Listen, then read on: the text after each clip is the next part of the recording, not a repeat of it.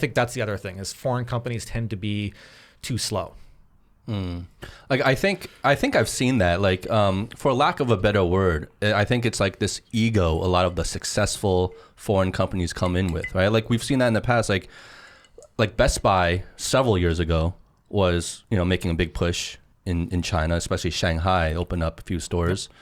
And, you know, Best Buy back then in the States was like the shit. Like Best Buy was awesome. But they completely failed here. And you get cases like this over and over again. Like Gap, right? Is not doing very well here at all either.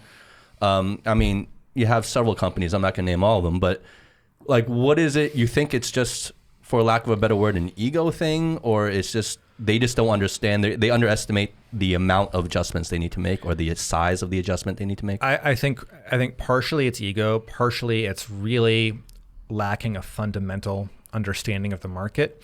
So I think you can take, a few examples. So if you look at Best Buy, for example, they basically are using a retail model that doesn't work in China. Yeah. You know, running a big box store in Shanghai makes no sense. Why would anybody want to go to that store and pay more money when they can go and use it as a showroom, look at the products, and then order the same thing online from, you know, JD.com for 80% of the price, or go to Gourmet or Suning online and order it for a lower price. So Best Buy was sort of misinterpreting what the consumer really wanted. Another really good example would be the Barbie brand came in and they opened up this flagship this on 6-story flagship store on Huaihai Road. Yeah.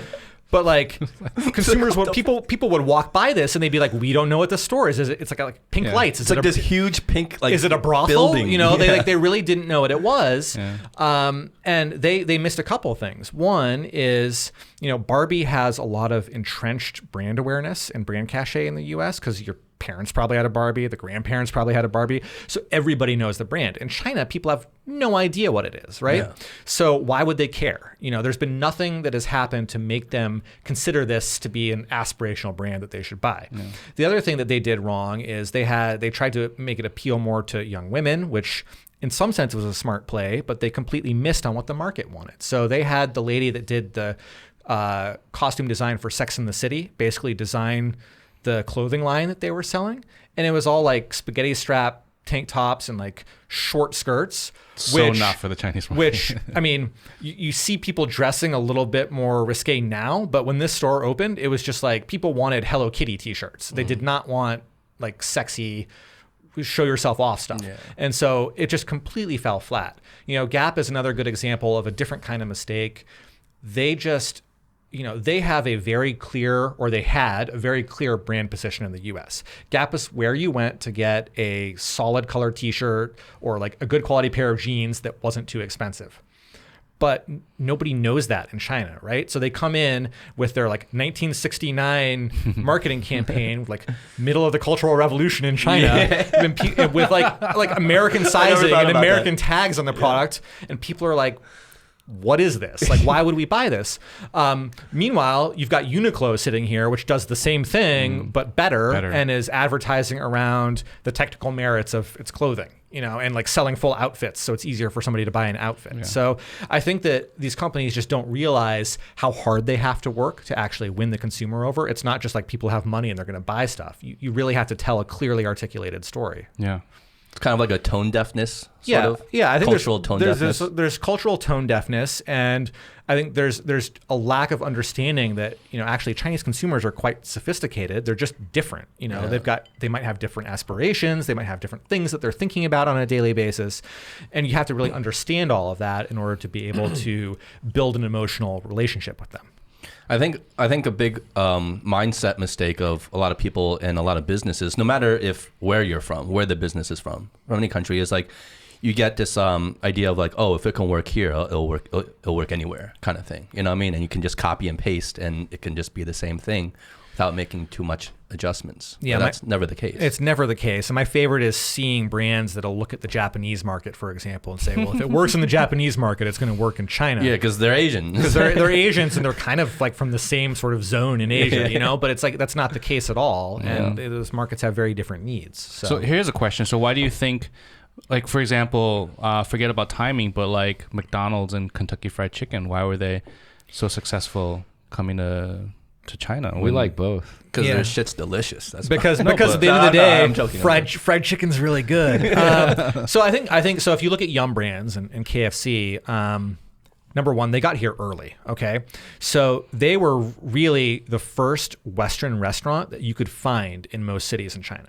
So like even when I was living in Dalian in 2005, people were going to KFC because it was almost like a special occasion. It was if like you a gateway, right? It's yeah, like if you were like a college kid and you wanted to take somebody on a date, but you didn't have a ton of money, you'd go to KFC because it was really clean. The lighting was pretty good. The food was novel. And so it was a good choice. Well, just kind of like what Pizza Hut has done. Well- It's like a family restaurant, but Yeah. like in the States, it's like a very low, cheap place. Exactly. It's a very different market Yeah. positioning. So Pizza Hut was like in Shanghai when I used to visit in like late 90s and early 2000s. That was the luxury restaurant. I mean, right? Well, it's like middle tier kind of family Yeah. restaurant place. Like in like this Like- fast, it didn't have the same stigma as it does, especially with KFC, as it did in the States, right? And so KFC is interesting because they got in here so early. They had this sort of premium positioning in the market. As people have gotten wealthier, that premium position has been eroded.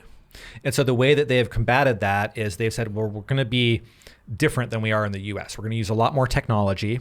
We're going to constantly innovate our menu. Constantly. They're trying something like every month they launch a new Yeah. product to sort of have something new. We're going to be willing to move into new spaces. So now if you look at what they're doing, they're very aggressive in the coffee market. They're trying new formats. So like K Pro, for example, I don't know if you've been to one of those stores. No, what is that? So the first one opened in Hangzhou maybe 2 or 3 years ago.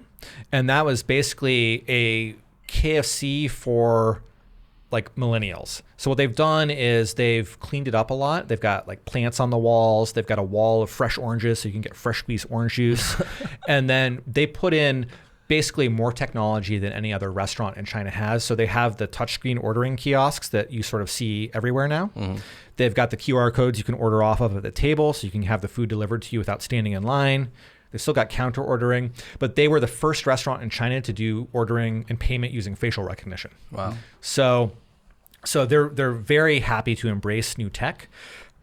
And what's happened now is they've been in the market long enough that most Chinese people don't see them as an American brand, because a lot of people who are our age now grew up with KFC, and it was like a treat that maybe their grandparents took them to.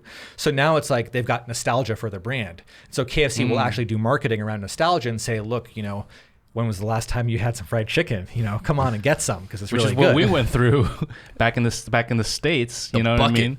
Bucket of fried chicken, man. That's what you think of, right? Yeah. Well, what about when we grew up eating like chicken nuggets? You know what I mean? Like what McDonald's did with chicken nuggets. hitting that little soft spot. Okay, so let me ask the question. All right, we all have to answer: KFC or McDonald's? McDonald's. McDonald's all day. Yeah, easy. McDonald's. All right. What kind of question is What that? about you? You're from McDonald's. Texas, so But KFC. 3 a.m. in the morning,